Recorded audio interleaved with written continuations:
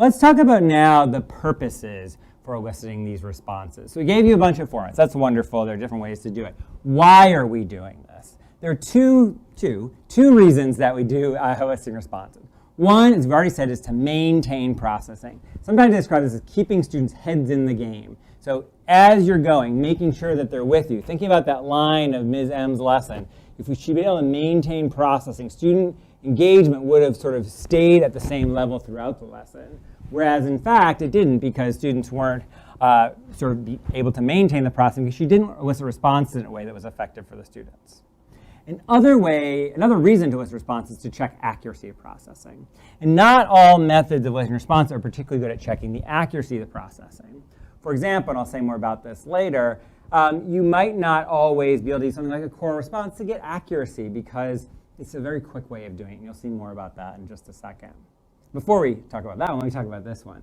So in terms of maintaining process, you want to involve students as often as possible. You want to, during modeling in particular, elicit at least response at least 4 times a minute, and during practice, greater than once a minute. And one way to think about this, and you saw the timer clicking away here, and suddenly a red flag. The reason that was there is that you can see I was thinking about whether or not it's been a minute, and whether or not I've been eliciting a response. And if I haven't elicited a response within a minute, it's a big red flag here. Why is it a red flag? Why is it important to elicit responses so often? Think about that for just a second. You can say it with me, because you need to what? Maintain processing. If you don't have students responding frequently, then you may not be able to maintain that processing.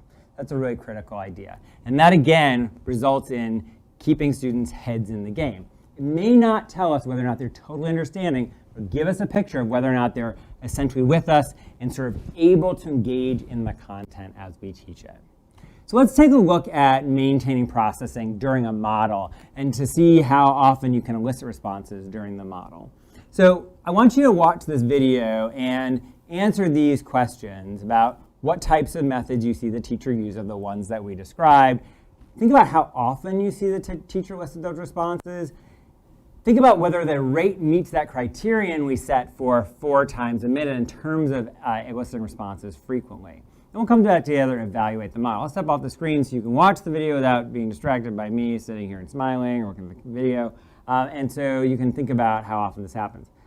You may notice a similarity between the person in this video and the person here. That's because this is me. So you're seeing me do a demonstration lesson in a 6th grade classroom in which students are learning new vocabulary words. So you're going to get a sense of how I teach that lesson. So let me step off the screen. You watch the video, and we'll come back together and talk about the answers to these questions. I also want to share with you a couple vocabulary words that are going to be in the story. Okay, so the first word is exhibit. What's the word? Exhibit. Great. An exhibit is a display. What is it? A display. In this case, we're talking about a display like at a museum. So when you go to a museum, they have lots of what? Exhibits. Displays where they show you things and you can walk around and see those things. Great. The second word is disembark. What's the word? Disembark. Disembark means to get off. What does it mean? Get off. And it means to get off like a boat. Like in this example, these are shoulders and they are, what are they doing? They are getting off or disembarking. What are they doing? They're disembarking. Here's another example of people getting off of a ferry. So they're what? They're disembarking from the ferry. That's right. In the text today, the girl and her family go to visit the Ellis Island Museum. They have to take a ferry to get there. When they arrive on Ellis Island, what do? They disembark from there. Okay, good.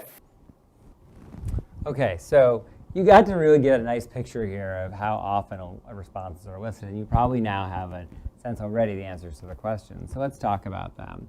So let me go back. Sorry, that's for a different video. So in this video, the first question, I'll go back here. What types of methods a teacher used to elicit responses? You saw mostly what?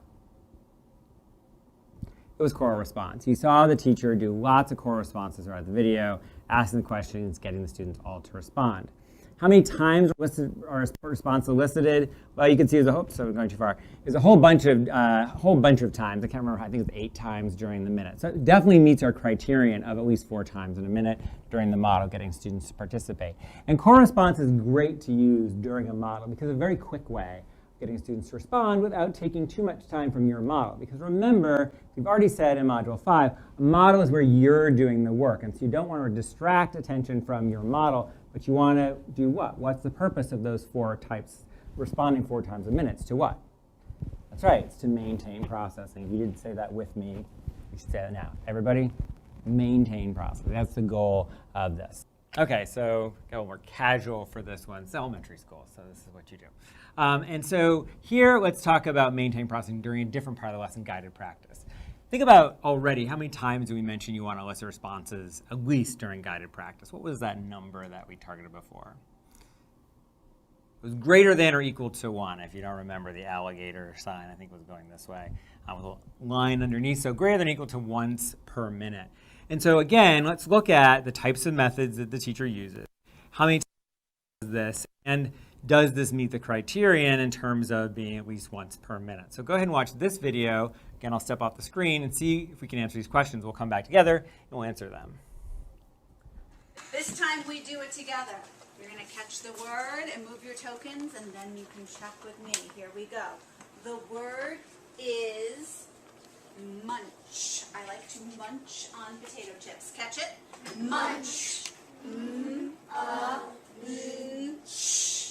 Munch. Move your tokens to show those phonemes.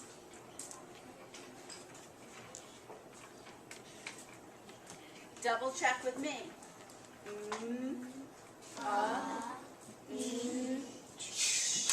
Munch. Good. Give me a thumbs up if you got that. Excellent.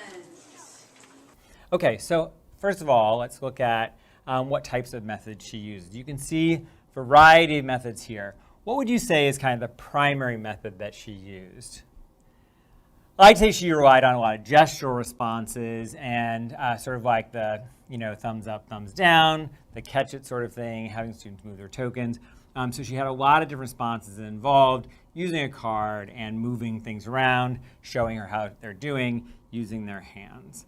How many times does the teacher list responses? She does at least 4 ways of listing responses there, and that rate certainly meets our criterion of once or more per minute.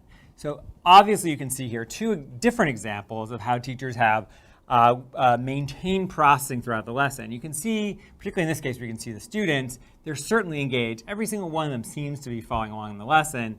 In the video that I did, you can't see the students, but I can tell you from having taught the lesson that they were in fact engaged throughout. Okay.